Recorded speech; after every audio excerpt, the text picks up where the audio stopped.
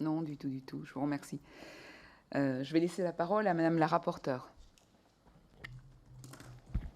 Merci, merci pour cet exposé et la présentation de ces différents cas qu'on a eu l'occasion effectivement de voir par presse, notamment sur la fédération de rugby. Alors, je vais commencer peut-être par la question des comités d'éthique, puisque on s'est rendu compte à l'audition précédente qu'il n'existait pas dans toutes les fédérations.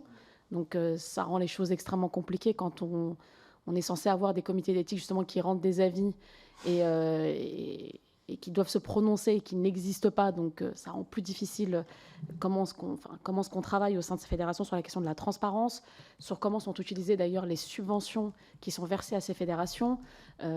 Voilà, nous, c'est aussi peut-être sur ça aussi qu'on voudrait vous entendre, parce que juste avant, on a eu l'occasion d'auditionner l'ANS notamment, et on est très interrogatif sur le fait que finalement, il y a des subventions, en tout cas des fonds qui sont attribués aux fédérations, qu'elles ne sont pas conditionnées, puisqu'en fait, il n'y a pas d'obligation de quoi que ce soit finalement à la fin. Donc voilà, nous, ça nous interroge. Peut-être que vous avez un regard là-dessus. Sur la question de peut-être David Lapartien, bon, de toute façon, on aura l'occasion de l'entendre, je pense, parce qu'il nous a écrit un courrier.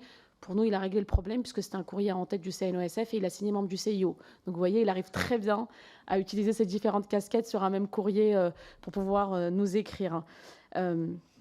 Peut-être, on a pas mal d'interrogations, vous l'avez dit, sur les marchés, sur la manière dont aujourd'hui sont gérées les choses, y compris d'ailleurs au niveau des Jeux Olympiques, parce qu'il y a eu des perquisitions qui ont lieu juste avant l'été sur, il me semble que c'était le COJO, si je ne me trompe pas.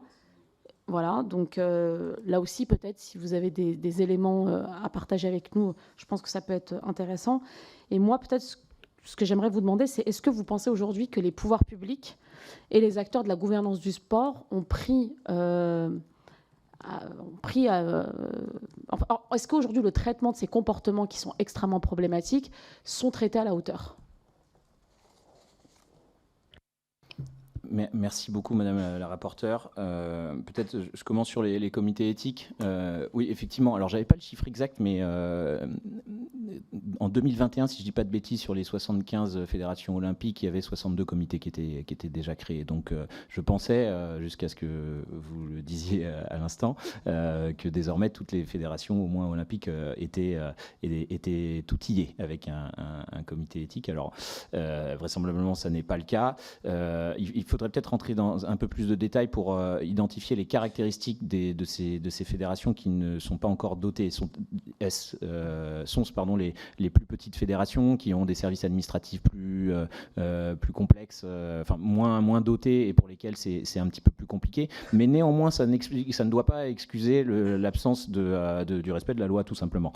Alors, sur les comités éthiques, probablement qu'il est possible d'imaginer un rôle accru accordé au comité éthique justement du Comité national olympique du sport français, à la fois parce qu'il a cette responsabilité particulière, à savoir de faire respecter l'éthique et la probité dans l'ensemble du mouvement sportif français, et par ailleurs parce qu'il faut quand même reconnaître que en termes de nomination et le fonctionnement de son comité éthique est plus abouti que beaucoup d'autres. C'est le cas d'ailleurs aussi de la Fédération française de rugby, il faut le souligner. Alors je m'explique, je vais un peu plus loin. Nous avons donc des comités éthiques. Peut-être vous m'arrêtez si c'était déjà l'objet de votre séance de travail juste avant, et si j'enfonce des portes ouvertes, ça sert à rien que je vous fasse perdre votre temps. Mais ce qui est intéressant avec le CNOSF, c'est donc qu'on a une répartition par compétence des membres du comité éthique. On va avoir des personnalités qui sont des spécialistes des aspects juridiques. On va avoir des spécialistes des questions soit techniques, soit médicales. Et puis on va avoir des personnalités spécialistes du domaine du sport en lui-même et qui ont contribué au rayonnement du sport. Donc on a un panel de personnalités dont les compétences ne peuvent pas être remises en cause. Et donc ça, c'est plutôt pertinent par rapport à un modèle qui peut exister également par ailleurs, où il s'agit de récompenser telle ou telle personne et de le mettre au comité éthique, comme ça il a un poste honorifique et voilà, un peu du copinage. Donc j'ai l'impression que le modèle CNOSF doit plutôt faire tache d'huile et s'aimer ailleurs. Et c'est un modèle qui a été repris par, comme je le disais, la FFR. faire. Deuxièmement, une des choses intéressantes également sur le fonctionnement du comité éthique du CNOSF, c'est le fait que le renouvellement de ses membres n'intervient pas au même moment. C'est un petit peu comme le Conseil Constit où on renouvelle par tiers. Et donc ça permet d'éviter d'avoir des équipes monochromes ou alors qui seraient vraiment trop liées aux dirigeants du moment. Donc ça, je pense que c'est assez intéressant d'envisager de délier complètement le calendrier électoral des instances exécutives de la fédération des procédures de nomination au sein du comité éthique, et encore mieux si on peut avoir des renouvellements partiels à fréquence régulière. Donc ça, je pense que c'est quelque chose qu'il est intéressant de creuser, et comme je le disais à l'instant, si le CNOSF, s'il était possible de confier au CNOSF une mission d'accompagnement de toutes ces fédérations qui ont des comités, soit qui fonctionnent très différemment de manière un peu dysfonctionnelle, etc., soit au contraire qui n'existent pas, comme nous le mentionnions, je pense que c'est quelque chose que très clairement, c'est un objectif qui n'est pas inatteignable, clairement. Ça, c'était peut-être la première chose que je voulais dire. Sur les compétences aussi des comités éthiques, alors je ne sais pas ce que disaient les personnes que vous avez auditionnées il y a quelques minutes, mais ce dont on se rend compte, c'est que ils sont récents quand même, ces comités éthiques, fonction des actualités ou des potentiels scandales qui ont émaillé l'actualité des fédérations sur ces dernières années, il va y avoir peut-être un tropisme particulier sur tel champ d'expertise, tel champ d'activité du comité éthique. On va avoir des comités éthiques qui vont être extrêmement intéressés et solides sur les questions de violence à caractère sexiste et sexuel. On va avoir des comités éthiques qui vont être plutôt sur les questions des discriminations, enfin les différents axes que vous explorez durant cette commission. Peut-être qu'il serait pertinent d'avoir là aussi une clarification des missions qui sont attendues d'un comité éthique pour justement dépasser soit les centres d'intérêt des membres qui composent ces comités éthiques, soit de dépasser le rythme de l'actualité, en tout cas les actualités qui concernent la fédération, et que chacun sache au sein des comités éthiques que voilà, notre boulot, il doit couvrir tous ces axes-là et pas uniquement celui-là parce qu'il y a eu tel article dans l'équipe il y a 3 ans ou tel scandale sur tel ou tel sujet. Donc je pense clarification des compétences et mode de nomination et calendrier de nomination sont 2 axes avec un rôle accru pour le CNOSF d'accompagnement des autres fédérations. C'est des axes de progression qui sont, à mon sens, tout à fait atteignables. Ça, c'était peut-être sur la partie donc des comités éthiques. Sur les subventions. Moi, ça me fait penser un peu à la réserve parlementaire. La façon dont ça peut exister dans certaines fédérations, à savoir, il y a des enveloppes et on les verse parce qu'on juge que tel projet est intéressant, parce qu'il y a un besoin particulier dans tel département, ou alors tout simplement parce qu'on a envie de s'assurer que le récipiendaire, le département, le responsable départemental ou régional va bien voter pour moi lors du prochain calendrier.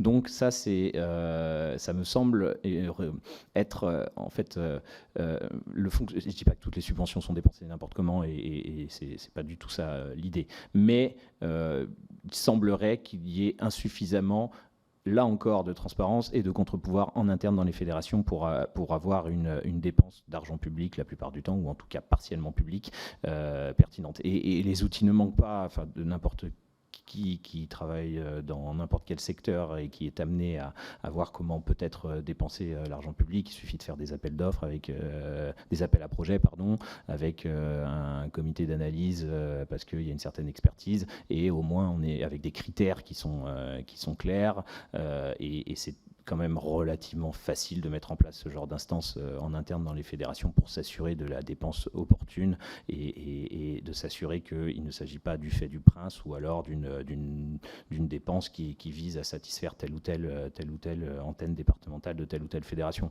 Donc sur les subventions, là encore, je pense qu'on peut très clairement s'inspirer de tout ce qui se fait en matière d'argent public, que ce soit à tous les échelons, communes, préfectures ou même administration centrale, des appels à projets avec à côté donc un jury qui est compétent pour décider de la pertinence ou non et d'identifier les projets les plus convaincants. Donc je pense que sur les subventions, d'ailleurs l'Agence française anticorruption, je ne sais pas si vous les avez reçues, en tout cas c'est au programme. Ouais. Pas encore. En tout cas, je vous souhaite, parce qu'ils ont audité quand même 8 fédérations sportives et plus le COJO et la Solidéo, et c'est eux d'ailleurs qui ont fait un signalement au PNF sur les subventions. Ils ont produit, l'Agence française anticorruption, l'AFA a produit un guide pour justement limiter tous les risques auxquels sont confrontées les fédérations sportives sur les sujets de probité, de corruption, et la partie relative aux subventions est quand même relativement dense, et là aussi je crois qu'on a des objectifs très facilement atteignables si on a envie d'assainir ou en tout cas d'éviter que des soupçons surgissent, parce que ça protège aussi les fédérations et les exécutifs, et en tout cas ceux qui l'incarnent. Lorsque la dépense, lorsqu'il y a des contre-pouvoirs, ça permet d'éviter de générer des soupçons. Et ça aussi, le soupçon fait beaucoup de dégâts, et on est bien placé pour le savoir dans une association comme celle que je représente aujourd'hui. Dès lors qu'on a l'outil institutionnel au sein de la fédération, mais dans n'importe quel endroit, qui permet d'éviter que naissent des soupçons, et bien en général, ça assainit énormément de choses. À la fois les dépenses, on peut très clairement viser une réduction du phénomène du clientélisme, mais ça rassure aussi. Ça rassure, parce que les dirigeants de fédération ne sont pas tous des grands professionnels de la gestion associative ou de la gestion administrative de manière générale. Et souvent, c'est quand même beaucoup de bénévoles qui sont à la tête de ces fédérations, qui n'ont pas toutes les compétences leur permettant d'avoir au quotidien un exercice serein sans prendre des risques inconsidérés ou se retrouver justement avec une accusation de détournement de fonds publics 5 ans après parce qu'il y a eu des révélations dans la presse. Donc très clairement, des outils de contre-pouvoir en interne, plus de la formation. Là aussi, le CNOSF peut probablement jouer un rôle particulier de formation et de diffusion des bonnes pratiques. L'Agence française anticorruption le fait aussi. Des outils donc existent, charge aux fédérations de se les approprier. C'est pas très compliqué d'éviter ces mécanismes-là, à condition qu'on en ait la volonté. Et peut-être que c'est pas le cas partout. Mais en revanche, il y avait quand même sur les fédérations qui ne se sont pas encore dotées, s'il s'avère qu'on n'est pas sur peut-être une insuffisance de compétences ou de capacités internes pour se doter d'un comité éthique ou d'une charte éthique, le ministère des Sports a une responsabilité aussi de menace de retrait de la délégation. C'est un outil à sa disposition qui n'a pas été, je crois, pas du tout utilisé en réalité. Il dispose de cet outil-là. Je voudrais peut-être aussi sur le fonctionnement des fédérations. On a quand même énormément d'agents de l'État qui sont mis à disposition des fédérations, que ce soit les CTS, les DTN et beaucoup d'autres.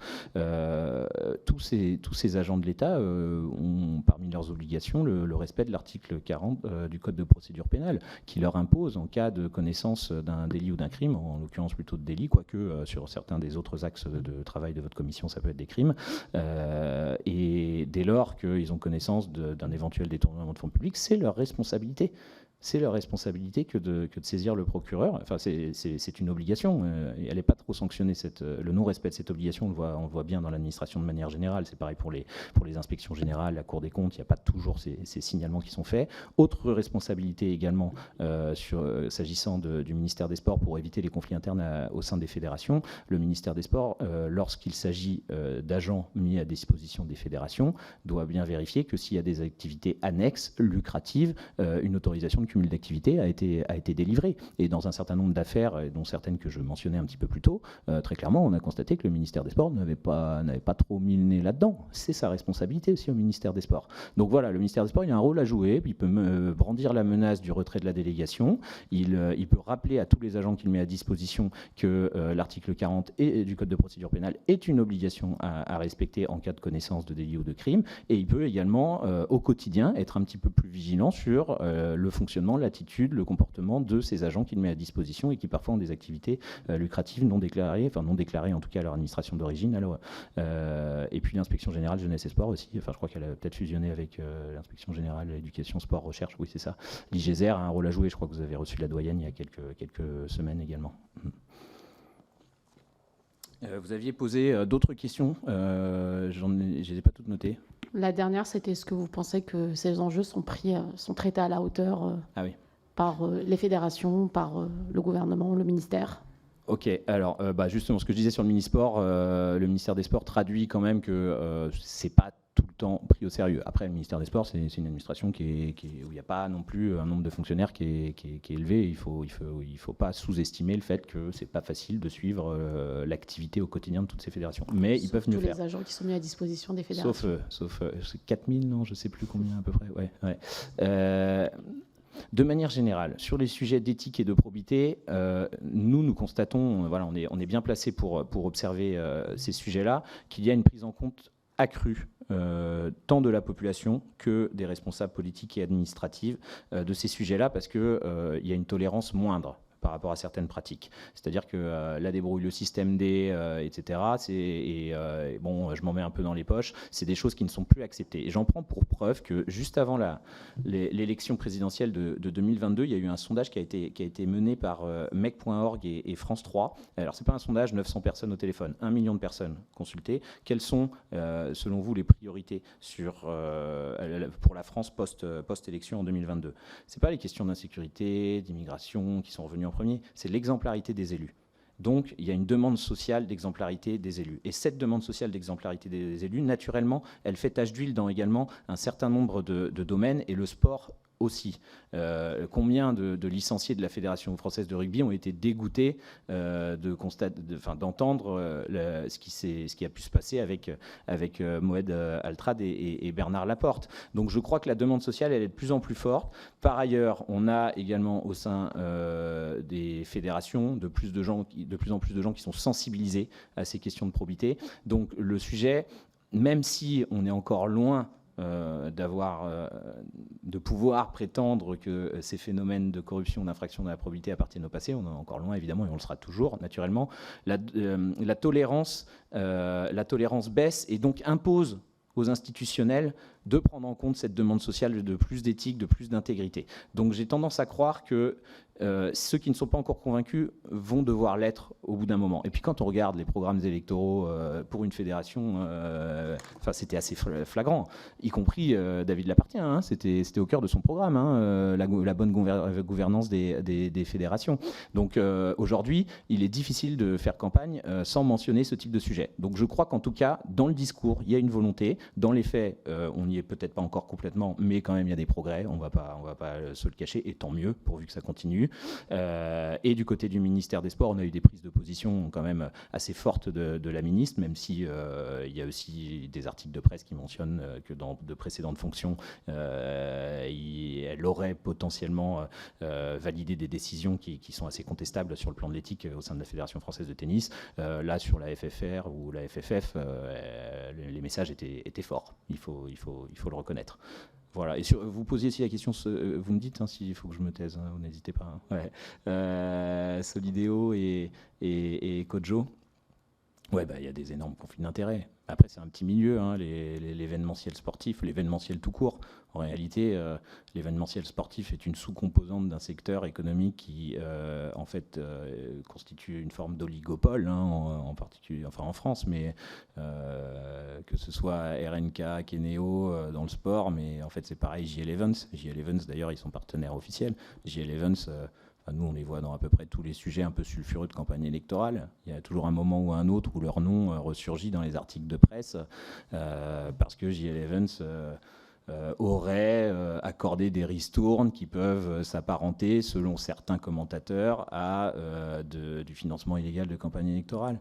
Donc, l'événementiel, c'est un secteur qui est dangereux en matière de probité, qui réunit très peu d'acteurs, et donc la défense, en général, en tout cas dans leur communication, que ce soit, surtout le Kojo qui disait ça, oui, on a besoin de se doter des meilleurs dans ce domaine de l'événementiel sportif, vu l'ampleur de la tâche, vu la complexité, donc on va piocher chez ceux qui savent faire, et ceux qui savent faire. Ils avaient des entreprises privées dans ce domaine-là auparavant. Mais ça n'empêche pas qu'il faut introduire des règles de déport extrêmement strictes, là aussi, sur le choix des prestataires. Et moi, je suis très reconnaissant à l'Agence française anticorruption d'avoir fait ce signalement auprès du parquet national financier. Là où en revanche, j'étais quand même surpris, c'est ce signalement qui a été donc fait par le ministère de l'économie et des finances il y a quelques semaines au sujet du contrôleur général économique et financier des JO, qui lui-même avait été prestataire de, je crois que ça devait être la Solidéo, si je ne dis pas de bêtises, prestataire donc hospitalité, hein, c'est-à-dire un séminaire, et c'est des membres de sa famille, alors que voilà, c'est son métier que de se tenir à l'écart, c'est son métier, donc là, bon, c'est la faute individuelle, clairement. Mais non, mais il faut reconnaître quand même que c'est solide, le dispositif de comité d'éthique interne à ces structures, mais s'il n'y a pas une vigilance de tous les instants et des règles de déport très strictes, ça n'empêche pas le dysfonctionnement. Et par ailleurs, le dysfonctionnement, il a une probabilité accrue d'intervenir lorsqu'on se rapproche de l'échéance. C'est-à-dire que tout le monde est dans l'urgence là en ce moment. Il faut les boucler, ces chantiers. Et donc la prise de décision est beaucoup plus rapide. Et donc quand la prise de décision est beaucoup plus rapide, l'erreur, y compris l'erreur qui peut mener à une qualification pénale ensuite, est à craindre un petit peu plus qu'à un autre moment de l'organisation. Donc vigilance, transparence également, hein, c'est parce que des gens observent de très près que si on peut envoyer le message que en interne, il ne faut pas qu'ils se loupent. Ils n'ont pas envie d'être traduits dans les tribunaux, les personnes qui sont aujourd'hui aux manettes. Donc je crois qu'un peu plus de transparence ne fait absolument pas de mal, bien au contraire, ça a une capacité de dissuasion importante. Et je mets un point. Madame la rapporteure. Très bien, donc nous vous remercions de ces échanges, vous parlez beaucoup, mais non, c'est particulièrement intéressant. Donc vous n'hésitez pas à revenir vers nous si vous avez d'autres informations à nous transmettre, et on fera de même également de notre côté. Voilà. Oui, surtout si vous avez des propositions à nous partager sur comment améliorer la transparence dans ce qui se passe aujourd'hui au sein de ce mouvement sportif, ça pourrait grandement nous aider dans la finalité de ce rapport. On vous transmettra une petite liste de choses qu'on a pu esquisser aujourd'hui, sans problème. Très bien, merci, on compte sur vous. Merci à vous.